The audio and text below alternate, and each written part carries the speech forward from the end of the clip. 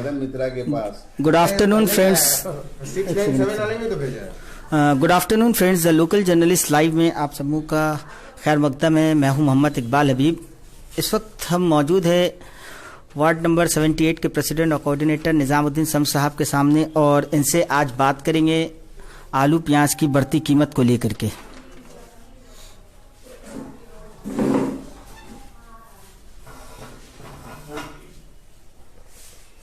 Sir, आपका खैर मकदम है द लोकल जर्नलिस्ट में।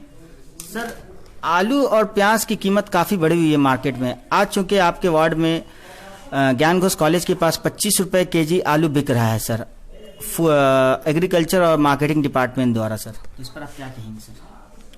देखिए, ऐसा है कि महंगाई जमीन से नहीं आसमान से बातें कर रही है, और मरकजी सरकार पूरी तरह नाकाम है महंगाई के ऊपर कंट्रोल करने में। इंसान को जिंदा रहने के लिए चावल, आटा, तेल, आलू, प्याज, सब्जी, ये जो ज़रूरी एशिया है जिसे हम लोग एसेंशियल कमोडिटीज़ कहते हैं, इस अंदाज से महंगाई बढ़ रहा है कि गरीब लोग बहुत ही परेशान हैं और मजबूर हैं।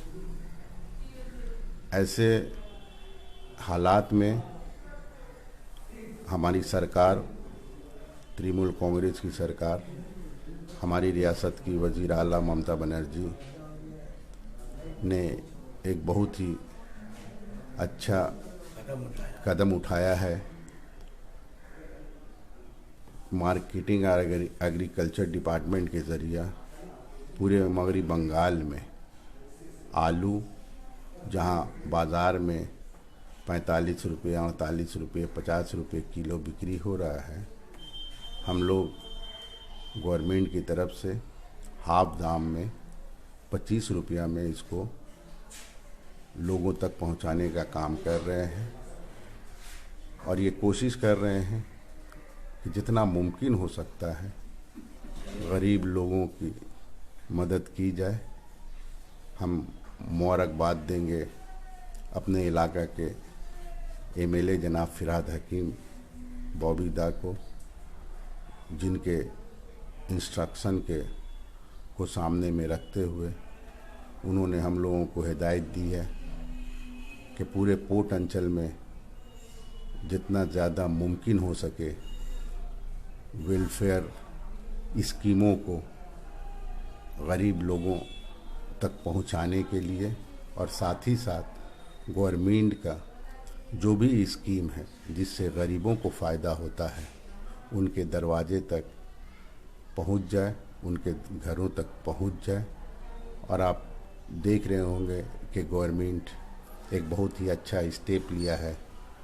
दुआरे सरकार के नाम से गवर्नमेंट का जितना भी वेलफेयर स्कीम है, उन तमाम स्कीमों को, चाहे वो रूपोश्री हो, कन्याश्री हो, स्वास्थ्य साथी हो, अक्याश्री हो, माइनॉरिटी का लोन हो, इन तमाम स्कीमों को लोगों के घरों तक किस तरह पहुंचाया जाए, उससे वो कैसे फ़ायदा उठा सकें, उसके लिए ये पूरा दिसंबर महीना और जनवरी महीना में द्वारे सरकार को सामने में रखते हुए काम चल रहा है। कलकत्ता कॉरपोरेशन के अंतर्गत जितने भी वार्ड हैं, इन तमाम वार्डों में दिसंबर में 2 कैंप होगा, जनवरी में 2 कैंप होगा, और उन कैंपों के ज़रिए गवर्नमेंट का जितना भी सोशल वेलफेयर स्कीम है, उन स्कीमों को हम अपने गरीब लोगों तक पहुंचा सकेंगे। चाहे उनका राशन कार्ड का मसला अभी तक हल नहीं हुआ हो, रूपोश्री का मामला हो, स्वास्थ्य साथी का मामला हो। आप लोग अच्छी तरह से जानते हैं कि हमारी रियासत की वज़ीर आला ममता बनर्जी ने ऐलान किया है कि पूरे बंगाल में 7.5 करोड़ लोगों को स्वास्थ्य साथी कार्ड बनाने के बाद फ्री में उनका चिकित्सा किया जाएगा, उनकी फैमिली को चिकित्सा किया जाएगा। तो आपके माध्यम से हम 78 नंबर वार्ड के अपने तमाम बुज़ुर्गों को, नौजवानों को, हमारी माँ और बहनों को ये इत्तला देना चाहता हूँ कि 78 नंबर वार्ड में द्वारे सरकार का जो स्कीम है, हम लोग पहला कैंप 9 तारीख को नवावली पार्क में करने जा रहे हैं। नवावली पार्क में सुबह 10 बजे से लेके शाम के 5 बजे तक ये कैंप चलेगा और इस कैंप में गवर्नमेंट के जितने भी सोशल वेलफेयर के स्कीम हैं, उन स्कीमों का अलग अलग काउंटर बनाकर हम लोग इस बात की कोशिश करेंगे कि जितना ज़्यादा से ज़्यादा मुमकिन हो सके हम उन स्कीमों के ज़रिया जो फ़ायदा होता है 78 नंबर वार्ड के लोगों को उन घर घर पहुंचा सकें, उनको फ़ायदा पहुंचा सकें। सर, ये जो आलू जो 25 रुपये केजी दे रहे हैं सर, कौन कौन से वार्ड में सर दिया जा रहा है ख़ासतौर पर? देखिए, ये गवर्नमेंट का स्कीम है और कौन कौन सा वार्ड का यहाँ सवाल नहीं उठता है। हमारे इस रियासत के वज़ीर कलकत्ता म्यूनसिपल कॉरपोरेशन के बोर्ड ऑफ एडमिनिस्ट्रेटर के चेयरमैन, पोर्ट के एमएलए जनाब फ़िरहाद हकीम बॉबीदा ने हम लोगों को इंस्ट्रक्शन दिया है कि जितना मुमकिन हो सकता है पोर्ट अंचल में तमाम वार्डों में इन स्कीमों को आप गरीब लोगों तक पहुंचाइए। तो अभी तक के जहां मेरे वार्ड का ताल्लुक़ है, 78 नंबर वार्ड में चल रहा है, 75 नंबर वार्ड में चल रहा है और अदर वार्ड में भी इंशाअल्लाह ताला रहमान जैसे जैसे ज़रूरत होगा वैसे वैसे इन स्कीमों को पहुंचाया जाएगा। सर, कुछ लोगों का कहना है कि आलू मार्केट में दाम क्यों कम नहीं हो रहा है? गवर्नमेंट 25 रुपये केजी दे रही है तो जमाखोरी रोक करके मार्केट में दाम को कम करा दे तो ज़्यादा फ़ायदा होगा, उन लोगों को इतना लाइन लगाने की ज़रूरत नहीं पड़ेगी। देखिए, आपको एक बात समझना होगा, ये पूरा जो महंगाई का जो सिस्टम है या चीज़ों के दामों में जो इतना तेज़ी से जो इजाफा हो रहा है, इसकी पूरी जिम्मेदारी सेंट्रल गवर्नमेंट के ऊपर आती है। और आप देखे होंगे कि पिछले 6-7 वर्षों से, जब से मोदी और अमित शाह की सरकार आई है, महंगाई के ऊपर कंट्रोल करने में पूरी तरह नाकाम है। हिंदुस्तान का जो इकोनॉमिकल कंडीशन है, आप कह सकते हैं कि पूरा कोलैप्स कर गया है। लोग तराही तराही कर रहे हैं, चाहे पेट्रोल का दाम हो, डीजल का दाम हो, और ख़ास करके ये पिछले 1 वर्षों में लॉकडाउन और कोरोना पीरियड में लोग करोड़ों करोड़ की तादाद में बेरोज़गार हुए हैं, जिसकी वजह से महंगाई को कंट्रोल करने में हम समझते हैं कि मरकज़ी सरकार पूरी तरह नाकाम है। और यही वजह है कि हमारी सरकार, सीएम मैडम और हमारे वज़ीर जनाब फ़िरहाद हकीम बॉबीदा ने इस बात की कोशिश कर रहे हैं कि बंगाल गवर्नमेंट के अंदर जो भी मुमकिन हो सकता है लोगों तक राहत पहुंचाने के लिए वो काम किया जा रहा है। सर, एसेंशियल कमोडिटीज़ से आलू, प्याज, दाल को हटा दिया गया है सर, इस पर क्या कहेंगे सर? फार्मर्स भी बुरी ज़बरदस्त प्रदर्शन चल रहा है दिल्ली के बॉर्डर के पास। केंद्र सरकार, देखिए, ये गवर्नमेंट पूरे मुल्क को बेच दिया है चंद पूंजीपति लोगों के हाथों में।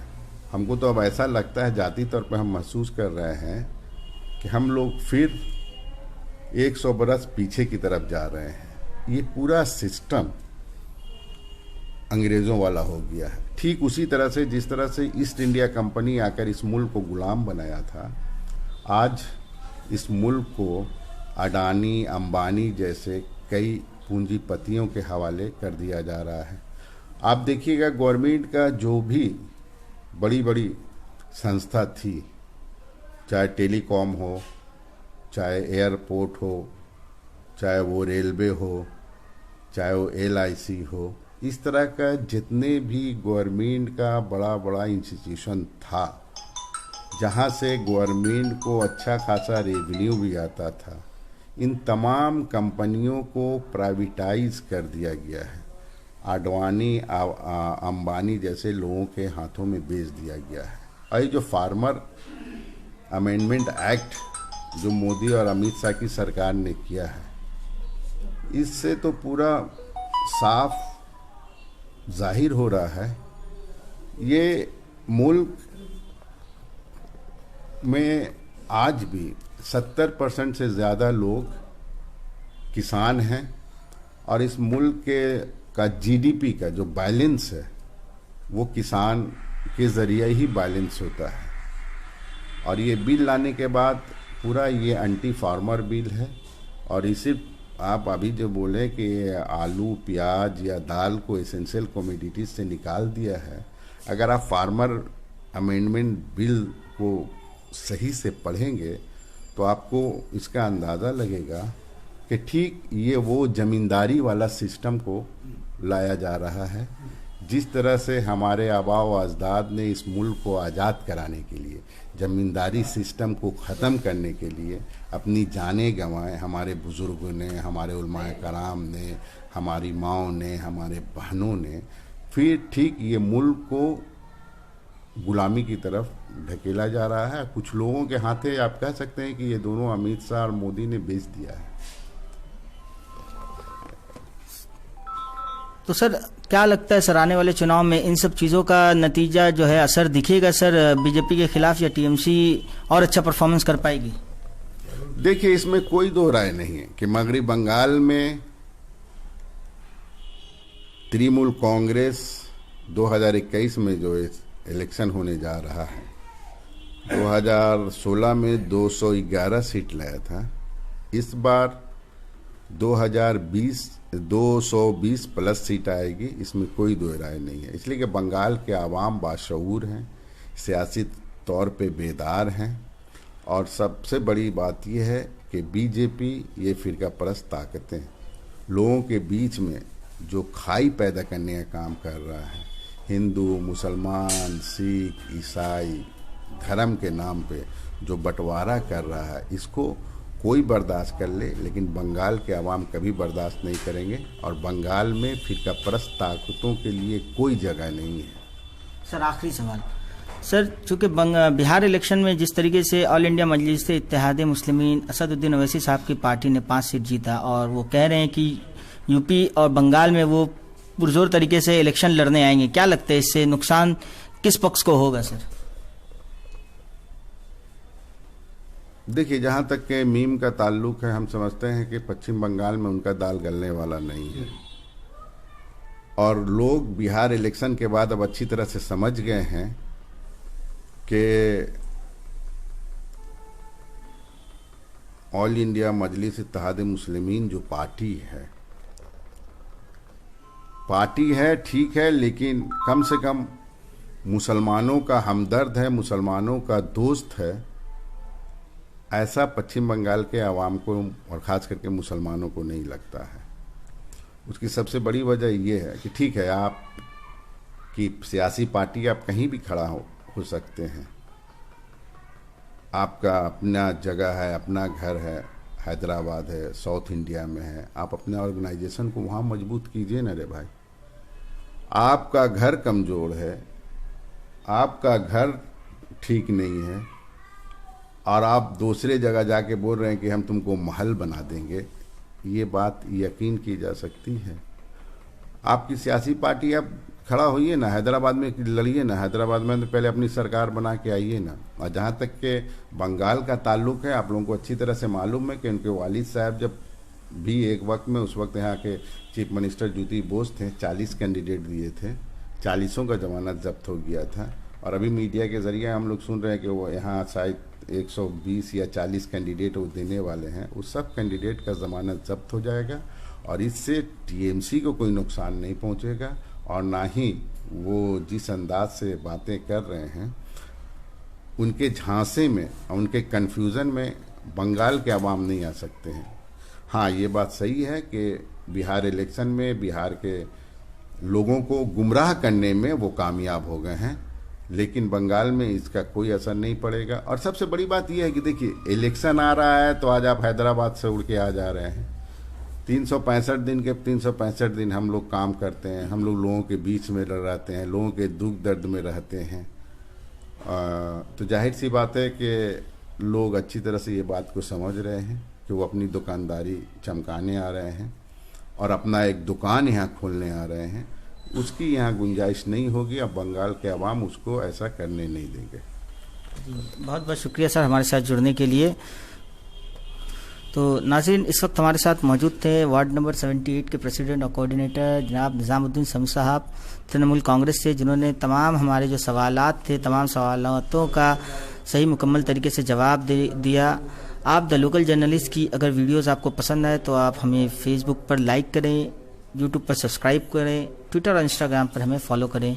जी, मैं मोहम्मद इकबाल हबीब द लोकल जर्नलिस्ट से बहुत बहुत शुक्रिया।